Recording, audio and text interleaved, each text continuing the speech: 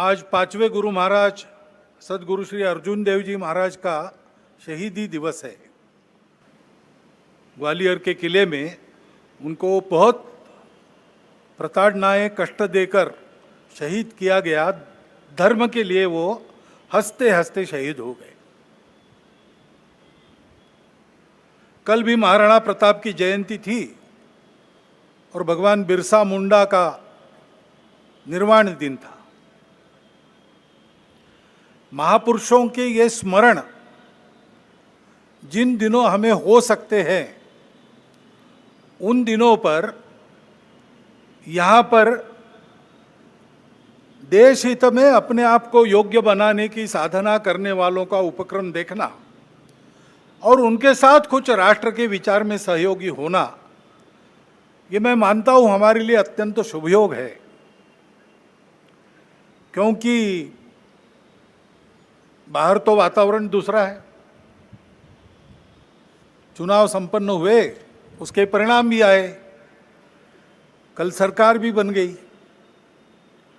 ये सब हो गया, लेकिन उसकी चर्चा अभी तक चलती है। जो हुआ वो क्यों हुआ, कैसे हुआ, क्या हुआ,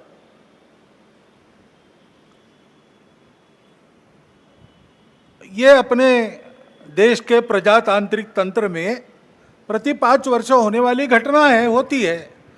उसके अपने नियम है, डायनेमिक्स है, उसके अनुसार होता है। अपने देश के संचालन के लिए कुछ निर्धारण करने वाला वो प्रसंग है, महत्वपूर्ण है।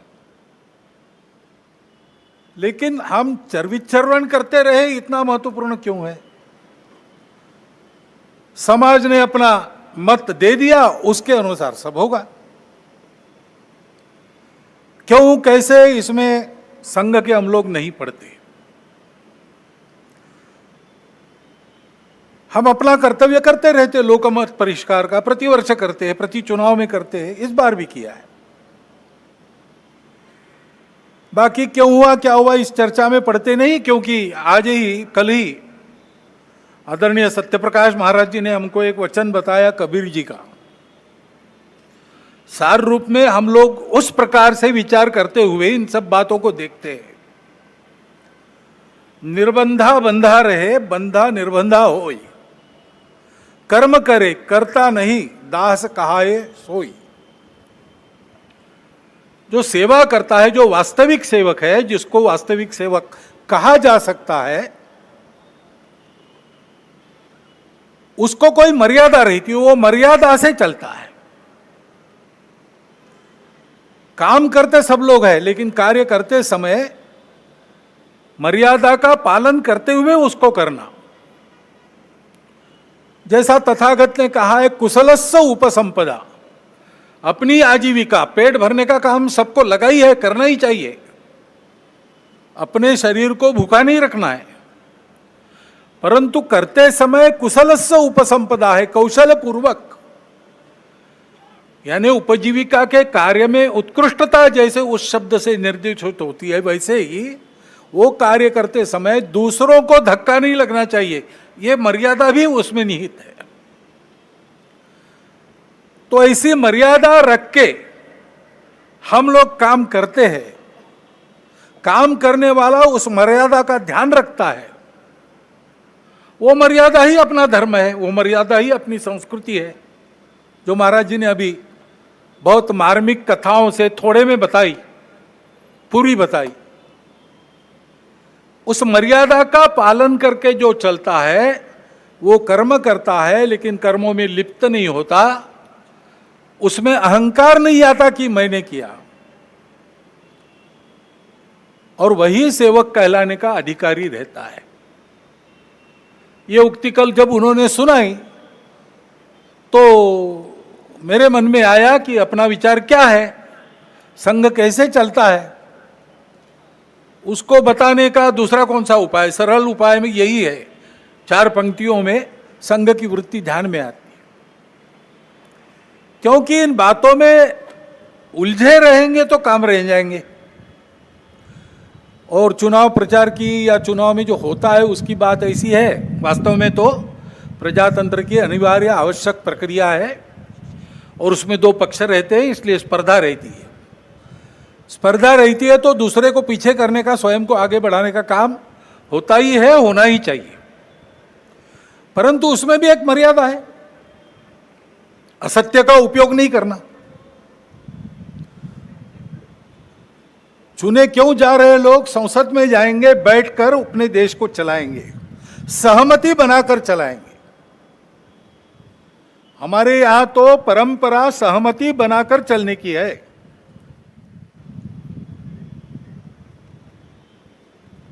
समानो मंत्र समिति समानी समानम मनस सह चित्तमेशाम। इस सहचित्त पर विनोबा भावे जी की टिप्पणी है। वो कहते हैं कि ऋग्वेदकारों को मानवीय मन का कितना ज्ञान था ये समझ में आता है। सब जगह उन्होंने कहा है, समानो मंत्र समिति समानी समानम मना, लेकिन चित्त के बारे में सम नहीं कहा, क्योंकि प्रत्येक व्यक्ति का चित्त मानस अलग अलग होता ही है और इसलिए 100% मतों का मिलान होना संभव नहीं है। लेकिन जब समाज में लोग अपना चित्त अलग अलग होने के बाद भी हमको साथ ही चलना है ऐसा निश्चय करते हैं तो सहचित्त बन जाता है। वास्तव में संसद क्यों है और उसमें दो पक्ष क्यों है? इसलिए है कि दोनों पहलू उजागर हो। किसी भी सिक्के के दो पहलू रहते हैं, ऐसे किसी भी प्रश्न के दो पहलू रहते हैं। एक पक्ष एक पहलू का विचार करता है तो दूसरे पक्ष ने दूसरा पहलू उजागर करना है ताकि जो होना है वो पूर्णतः ठीक हो, सहमति बने। इसलिए संसद बनती है, लेकिन ऐसी सहमति बनना स्पर्धा करके आए लोगों में थोड़ा कठिन भी रहता है और इसलिए हम बहुमति का आसरा लेते हैं। उसके लिए स्पर्धा चलती है। ये स्पर्धा है, कोई आपस का युद्ध तो है नहीं। जिस प्रकार ये बातें हुई, जिस प्रकार एक दूसरे को लताड़ना हुआ, जिस प्रकार प्रचार के दौरान हमारे करने से समाज में मनमुटाव बढ़ेगा, दो गठ बटेंगे, आपस में शंका संशय उत्पन्न होगा, इसका भी ख्याल नहीं रखा गया और विनाकारण संघ जैसे संगठनों को भी उसमें खींचा गया। टेक्नोलॉजी का सहारा करके असत्य बातें परोसी गई, नितांत असत्य। क्या शास्त्र का, विज्ञान का, विद्या का ये उपयोग है? सज्जन विद्या का ये उपयोग नहीं करते। विद्या विवादाय ये खलस्य, ऐसा कहा है, विद्या विवादाय धनम मदाय शक्ति परेशान परपीडनाय खलस्य साधो विपरीतमेतत् ज्ञानाय दानाय च रक्षणाय। विद्या का उपयोग प्रबोधन करने के लिए होता है, लेकिन आधुनिक विद्या टेक्नोलॉजी का उपयोग असत्य परोसने के लिए किया गया। ऐसे से देश कैसे चलेगा भाई? आखिर सबको देश ही चलाना है ना। दो पक्ष है, विरोधी पक्ष कहते हैं, मैं प्रतिपक्ष कहता हूं। वो विरोधी नहीं है, उसको विरोधी मानना भी नहीं चाहिए। वो प्रतिपक्ष है, वो एक पहलू उजागर कर रहा है, उसका भी विचार होना चाहिए। ऐसा जब चलना है तो चुनाव लड़ने में भी एक मर्यादा होती है। उस मर्यादा का पालन नहीं हुआ, क्योंकि उसका पालन होना इसलिए आवश्यक है कि हमारे देश के सामने चुनौतियां समाप्त नहीं हुई। अब सरकार बन गई, वही सरकार फिर से आ गई, एनडीए की। अब ये ठीक है, पिछले 10 वर्षों में बहुत कुछ अच्छा हुआ है। आर्थिक हमारी स्थिति, आधुनिक दुनिया जिन मानकों को मानती है, जिसके आधार पर आर्थिक स्थिति का मापन करती है, उनको लगाए तो हमारी आर्थिक स्थिति बहुत अच्छी हो रही। सामरिक स्थिति हमारी निश्चित रूप से पहले से अधिक अच्छी है। दुनिया भर में हमारे देश की प्रतिष्ठा बढ़ी है। कला क्षेत्र में, क्रीड़ा क्षेत्र में, ज्ञान विज्ञान के क्षेत्र में, संस्कृति के क्षेत्र में हम सब लोग विश्व के सामने आगे बढ़ रहे हैं। हमको धीरे धीरे मानना विश्व के प्रगत देशों ने भी शुरू किया है। लेकिन इसका मतलब ये नहीं है कि हम चुनौतियों से मुक्त हुए। अभी उन बातों से मुक्त होकर जो चुनाव के आवेश में अतिरेक हो गया, उससे मुक्त होकर हमको आने वाली बातों का विचार करना है, समस्याओं से राहत लेनी है। अभी हम बैठे हैं, गर्मी लग रही है, अभी तो ठंडा हो गया, लेकिन कुछ दिन पहले कितनी गर्मी थी। इस वर्ष हर वर्ष से बहुत अधिक गर्मी हुई और सर्वत्र हुई, हिल स्टेशंस में भी हुई। बेंगलुरु जैसे महानगर में जल का संकट आ गया। हिमालय के हिमनदियों के पिघलने के बारे में तरह तरह की बातें छप रही है। ये पर्यावरण का सारी दुनिया पर संकट है।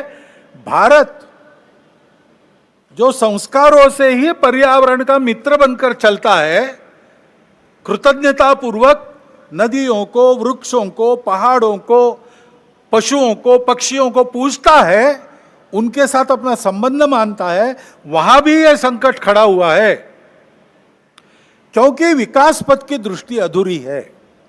उसको बदलना होगा, सबको बदलना होगा। लेकिन जिसके पास ये दृष्टि पहले से है, वो भारत अपने आप को कैसे बदलता है ये देखकर दुनिया उसका अनुकरण करने वाली है। तो हमको अपना स्व के आधार पर एक विकास पथ ठीक से बनाना है। अभी उस स्व का विचार करके भी बहुत सी बातें हो रही है, लेकिन हमको मूल से विचार करके दृष्टिगत सारी बातें बदल के करना पड़ेगा।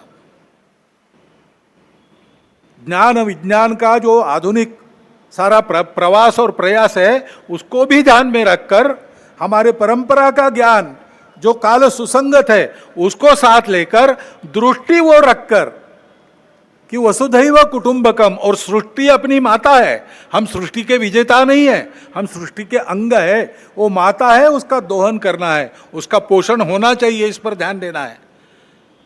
उस ढंग से विकास की रीति, उस ढंग से अपने विकास के प्रतिमान हमको बनाने पड़ेंगे। उसके लिए देश में शांति चाहिए,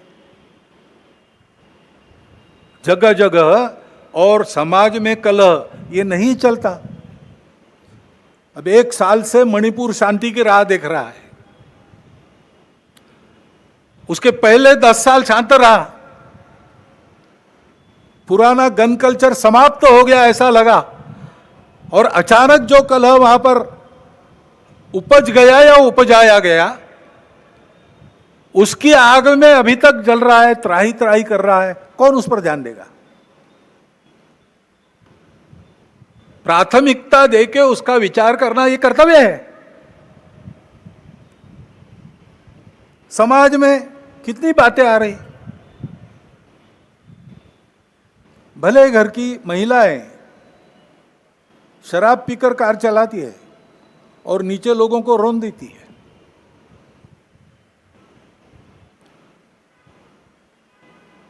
कहां हमारे संस्कार कहां गए? हमारी संस्कृति कहां है? जो संस्कृति अभी तक दुर्जेय सी बनी है, अभी भी उसको कोई नहीं जीत सकता। लेकिन उस संस्कृति के वाहक हम लोग उसकी परवाह रखेंगे तभी। इसलिए समाज में पीढ़ी दर पीढ़ी चलने वाले, संपूर्ण सृष्टि की धारणा करने वाले धर्म के संस्कार, जो संस्कृति हमको सिखाती है, उस संस्कृति के पनपने का, आगे की पीढ़ी तक पहुंचने का प्रश्न खड़ा हो गया है। जिन्होंने उसको त्याग दिया, उनकी स्थिति दुनिया में अच्छी नहीं है। भले ही भौतिक वैभव होगा, परिवार टूट रहे हैं, मन में अशांति है, छोटे बच्चे बंदूक लेकर अपने विद्यालय के सहपाठियों को गोलियों से भून डालते, ऐसी परिस्थितियां आती है। पिताहीन मातृत्व, कितनी बातें हैं। क्या हमको वैसे बनना है? क्या हमको अपना परिवार प्यारा नहीं है? क्या हमारे सगे संबंधी हमारे कुछ नहीं लगते?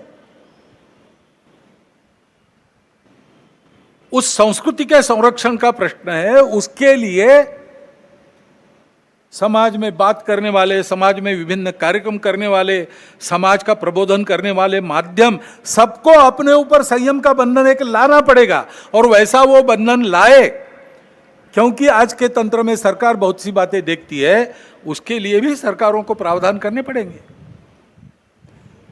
बहुत काम करने पड़े हैं और ये काम केवल सरकारों को नहीं करने,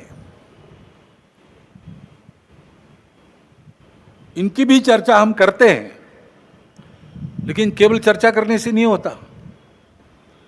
इसके लिए समाज को सिद्ध होना चाहिए। वास्तव में प्रजातंत्र में तो समाज ही राजा को बनाता है और समाज ही अपनी स्थिति को बनाता है।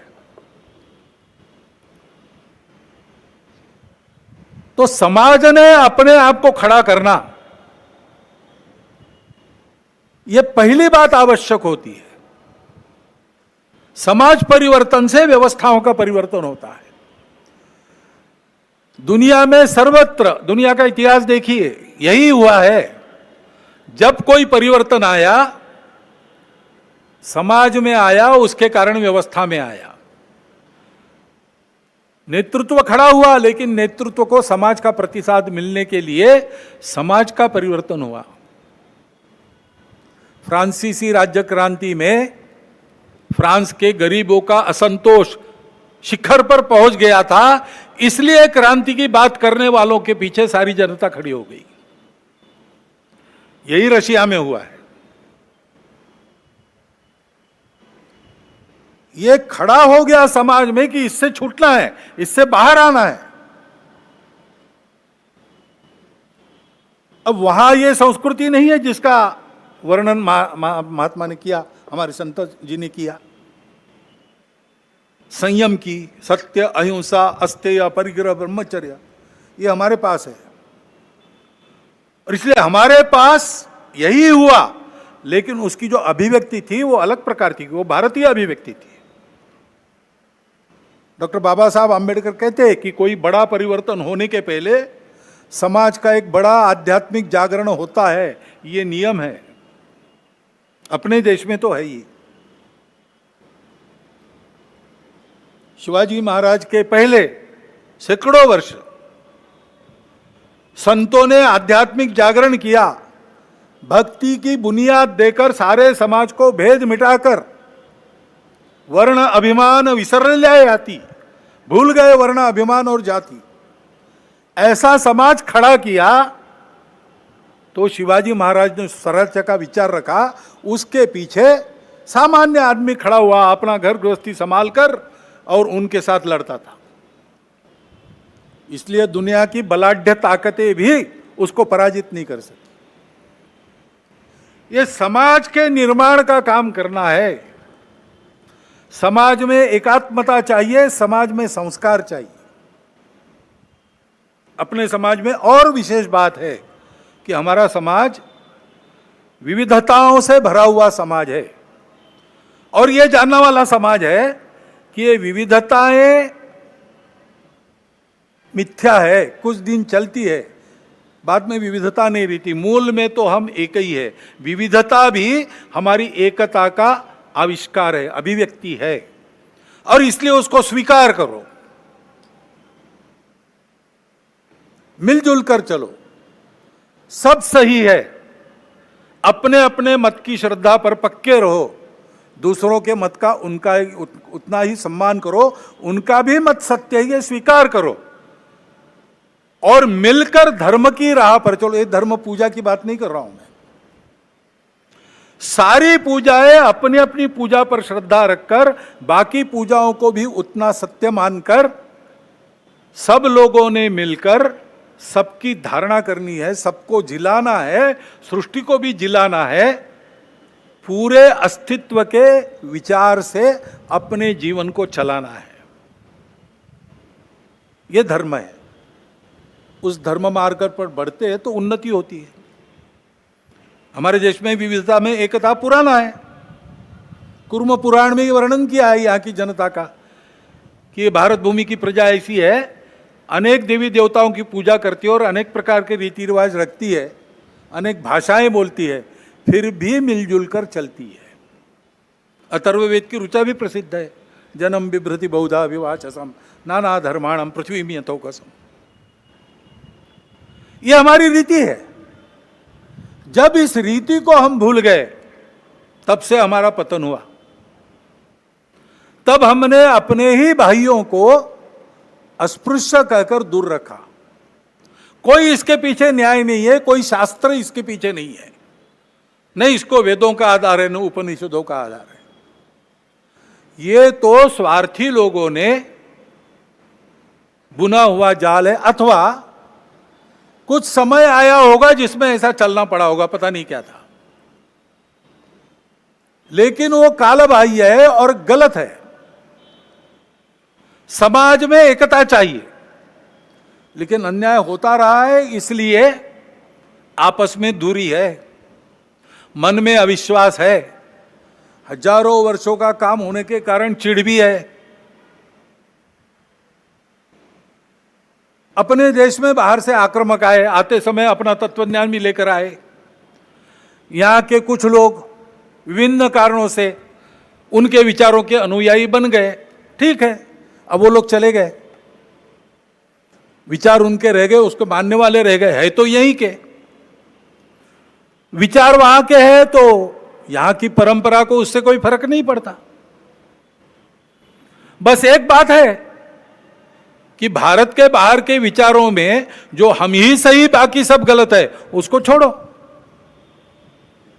मतांतरण वगैरह नहीं करने की जरूरत है। सब मत सही है, सब समान है, तो फिर अपने मत पर ही रहना ठीक है। दूसरों के मत का भी उतना ही सम्मान करो। लेकिन बाहर से आए थे इनके मत, इनका तत्व देने वाले, तो लड़ाई हुई, संघर्ष हुआ, संघर्ष का इतिहास है, बहुत गहन संघर्ष हुए, बहुत कटु संघर्ष हुए, उसकी यादें भूले नहीं है हम, और उन यादों को भूले नहीं तो परिणाम देश टूट गया। वो भी और इन दूरियों को और चौड़ा करता है, बहुत गहरे घाव है, उसकी पीड़ा है। अन्याय के प्रति जो चिढ़ है, उसके कारण अपने ही समाज के लोग रूठे हुए, गुस्से में है, मन में आशंका है, दूरी है, और इतिहास के कारण ये जो घाव हुए उसकी पीड़ा है, इसलिए हम दूर है। तो पास आना और एक होने का मार्ग क्या होगा? मार्ग तो यही होगा कि उसको भूतकाल में जमा कर दो। डर है तो दुर्बल मत बनो, शक्ति संपन्न बनो, डर नहीं रहेगा, लेकिन शक्ति के साथ शील संपन्न बनो।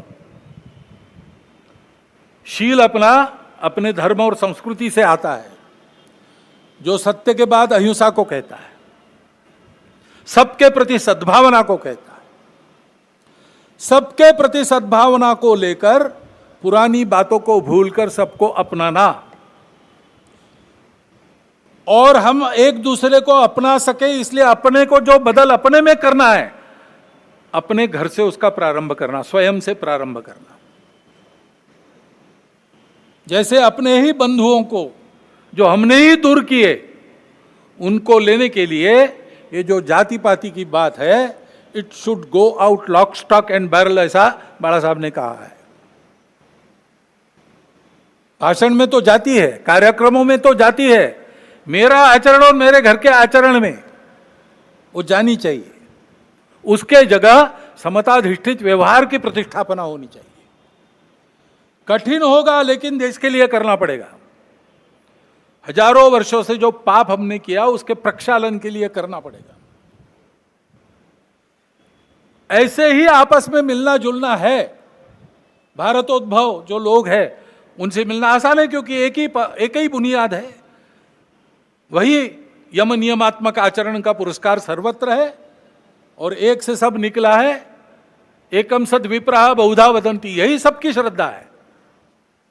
इसलिए वो तो संबंध रखना, आना जाना, अभेद बरतना, रोटी बेटी सब प्रकार के व्यवहार होने दो। लेकिन जो बाहर की विचारधारा है, ये उनकी प्रकृति ऐसी थी, हम ही सही बाकी सब गलत। अब उसको ठीक करना पड़ेगा, क्योंकि वो आध्यात्मिक नहीं है।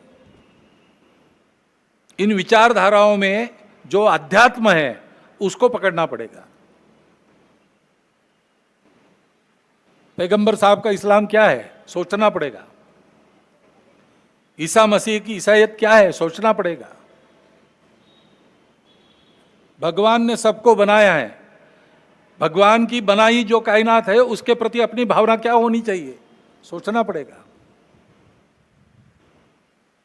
सोच समझ के जो समय के प्रवाह में विकृतियां आई है उसको हटाकर, ये जानकर कि मत अलग हो सकते हैं, तरीके अलग हो सकते, सब अलग हो सकता है, हमको इस देश को अपना मानकर उसके साथ अपना भक्तिपूर्ण संबंध स्थापित कर, इस देश के पुत्र सब कुछ अपने भाई है, ये जानकर व्यवहार करना पड़ेगा। और ये होना पड़ेगा तो उसके लिए आदत की आवश्यकता रहती है, क्योंकि विचार तो अच्छे होते हैं, मन को भी अच्छे लगते हैं, बुद्धि भी उनको मान्य करती है, लेकिन दशकों की शतकों की जो आदत है उसको सुधारने में समय लगता है, उसको सुधारने में समय लगता है।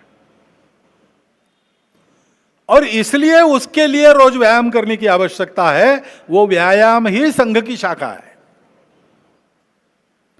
ये सारी बातें संघ की शाखा में होती है, हंसते खेलते होती है, करने वालों को ध्यान में भी नहीं आता कि जो मैं कर रहा हूं उससे ये हो रहा है। 10-12 साल के बाद पीछे मुड़ के उस समय के स्वयं के चित्र को देखता है तो उसको लगता है कि मैं कितना बदल गया। संघ यही काम करता है, संघ इसी के लिए है। ये करते हुए अपने विश्व के सारे जीवन का आधार बनने वाले भारत को फिर से उस रूप में खड़ा करना, यह कर्तव्य है, इसको करना है। इसलिए यह तपस्या है और इसलिए हम इन सारी बातों को करते हैं। अभी 5 बातों का आग्रह हम समाज के सामने रख रहे हैं। स्वयंसेवक अपने से प्रारंभ करेंगे, कर लिया उन्होंने, शुरू होगा, धीरे धीरे बनेंगे। एक तो बात है सामाजिक समरसता का व्यवहार। अपने कार्य क्षेत्र में जितने प्रकार का समाज रहता है उन सब में अपने मित्र और मित्र कुटुंब होने चाहिए, अपने कुटुंब के। और जहां अपनी शक्ति है कि समाज हमारे कहने से मान सकता है, वहां मंदिर, पानी, स्मशान सबका एक होना चाहिए। पर्यावरण के बारे में हम प्रयास करेंगे, पानी बचाओ, प्लास्टिक हटाओ, हरियाली, पेड़ लगाओ, अपना घर हरित घर बनाओ।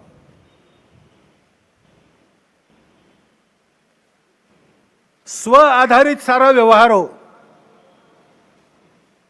स्व आधारित जीवन की कल्पना में उपभोग के लिए जीवन नहीं है, समृद्धि चाहिए, अय्याशी नहीं चाहिए। इसलिए लक्ष्मी जी की स्तुति हम करते श्री सूक्त में, तो उसमें जैसे धान्यम धनम बहुपुत्र लाभम वगैरह कहा है, वैसे न क्रोधो न लोभो न च मात्सर्यो न अशुभा मति, ये भी कहा है। नीति युक्त लक्ष्मी, उसकी हम पूजा करते, उपभोग में नहीं उसको दौड़ते, उपभोग की रेस में हम नहीं दौड़ते, हम संयम रखते हैं, संयमित उपभोग, इस पर हमारा विश्वास है। इसलिए फिजूल खर्ची नहीं करना, बहुत ज्यादा तामझाम की आवश्यकता नहीं, सादगी से रहना, मितव्ययिता से रहना, आवश्यकताएं सारी पूरी हो। समाज है तो उसमें थोड़ा बहुत स्थान मान सबका रहता है, उसके अनुसार अपना रहना सहना हो, परंतु अनावश्यक खर्चा नहीं करेंगे, सादगी से रह सकते रहेंगे। स्व आधारित स्वदेशी का व्यवहार यही है जो अपने घर में बन सकता है, बाहर से नहीं लाना। एक आध बार इतवार को चले गए पिज्जा विज्जा खाने, ठीक है, लेकिन वो नियम नहीं बनना चाहिए। और जो अपने देश में बनता है वो बाहर से नहीं लाना। और देश की नीति ऐसी बने कि बाहर से लेना तो पड़ता है, अंतर्राष्ट्रीय व्यापार है, तो हम अपने शर्तों पर ले, कोई हमको दबाए और उसके चलते हम ले, ऐसा ना हो। और अपने देश की व्यवस्था, कानून, संविधान, अनुशासन, सारी बातों का पालन करना। लाल बत्ती पर रुक जाना, जहां कतार में खड़ा रहना वहां कतार में ही खड़ा रहना। म्युनिसिपैलिटी से लेकर तो राज्य सरकार तक, केंद्र सरकार तक कर भरण होता है, समय पर करना। कोई नियम तोड़ना नहीं, कोई व्यवस्था तोड़नी नहीं, अनुशासन में रहना। और ये सारा मैं और मेरा परिवार कर सकूं, इसलिए हफ्ते में एक दिन अपने परिवार के साथ बैठना, अपनी परंपरा, कुल की और देश की, उसकी संस्कृति, उसके मूल्य, उस पर आधारित व्यवहार, इसका स्मरण करना, उनको अपने जीवन में परिश्रम के साथ प्रसंग आया तो प्राण देकर भी निभाने वाले अपने कुल के और अपने देश के पूर्वजों का स्मरण करना, और उसके अनुसार अपना घर है कि नहीं इसकी चर्चा करना, और सहमति से जो तय होता है वो लागू करना। घर के सब लोग एक बार बैठे, श्रद्धानुसार सप्ताह में एक बार भजन करे, श्रद्धानुसार करे, घर में बनाया हुआ भोजन आनंद से करे, और 3-4 घट्टा गपशप करके इन सारी बातों की चर्चा करके धीरे धीरे अपने घर का वातावरण सांस्कृतिक बनाए। जो हजारों वर्षों की, शतकों की, दशकों की, युगों की ऐसी अपनी परंपरा चली है, उस परंपरा की विश्व को आवश्यकता है। हम उसको काल सुसंगत रीति से आधुनिक ज्ञान, विज्ञान और अपनी परंपरा दोनों का समन्वय करते हुए चरितार्थ करेंगे तो दुनिया को राहत मिलेगी, अपना देश भी अच्छा बनेगा, हमारा जीवन भी सुंदर होगा, सार्थक होगा। उस जीवन को बनाने का रास्ता सीखने के लिए स्वयंसेवक संघ की शाखा में आता है, और पूरा समाज संघ की शाखा में आए, ऐसा आग्रह इसीलिए संघ रखता है। वहां क्या क्या होता है, कैसे कार्यक्रम होते हैं, कौन से गीत होते हैं, कैसे सुभाषित होते हैं, ऐसे कार्यक्रमों में से ये आपको देखने को मिलता है। परंतु दूर रहकर देखकर तो इसका कुछ होने वाला है नहीं, इसमें सहयोगी बने, सहभागी बने, इसकी आवश्यकता है। यह संघ की शाखा का कार्यक्रम आपने देखा है, लेकिन संघ के स्वयंसेवक अनेक काम करते हैं। नित्य चलने वाले छोटे बड़े सेवा कार्य और सेवा की गतिविधियां मिलाकर 1,22,000 से ऊपर काम चल रहे हैं। भीड़ होती तो कैटेगरी अलग बनाकर हमको कुछ बातें छोड़नी पड़ती है गिनने की, इतना वो कार्य बड़ा है। जीवन का कोई क्षेत्र ऐसा नहीं जिसमें संघ के स्वयंसेवक कोई मंच या कोई संगठन बनाकर सक्रिय नहीं, उन सब में आप आ सकते हैं। परंतु ये जो रोज का व्यायाम है शरीर मन बुद्धि का, ऐसे काम में हम रहे, उन कामों से अपने आप को बांध ले, कर्तव्य समझकर करे, लेकिन बांधकर भी निर्बंधा रहे, काम करे लेकिन मैंने किया ये अहंकार न पाले, तो हम इस देश की सच्ची सेवा कर रहे ऐसा होगा। और अपने देश को, हम सब लोगों के सच्चे सेवा की आज आवश्यकता है, और विश्व को भी आवश्यकता है। भारत का वो जीवन ध्येय है, पूरे विश्व की सेवा। वो करने लायक भारत को खड़ा करना है तो समाज को इस प्रकार बनना पड़ेगा। समाज ऐसे बनेगा तो व्यवस्थाएं और व्यवस्था चलाने वाले लोग अपने आप उसके पीछे पीछे चलकर ऐसा बनेंगे। हमेशा बुनियाद से शुरू होता है बनाना। केवल भगवान आदि कलश मग पाया रे, पहले शिखर बाद में बुनियाद, यह चमत्कार केवल भगवान कर सकते हैं, और भगवान दुनिया में कोई काम करते नहीं, करवाते हैं। बैठे बैठे सुदर्शन चक्र चला देते, रावण मर जाता, लेकिन मनुष्य रूप लिया, इतने कष्ट सहन किए, सुदूर जंगलों में जाकर, ग्रामों में जाकर जागृति की, वो लोग साथ आए, सामने रहकर लड़े, तब रावण का वध हुआ। शमी पर रखे अपने शस्त्र उतारकर पांडव धर्म युद्ध के लिए सिद्ध हो गए, तब भगवान कृष्ण ने केवल सारथ्य किया।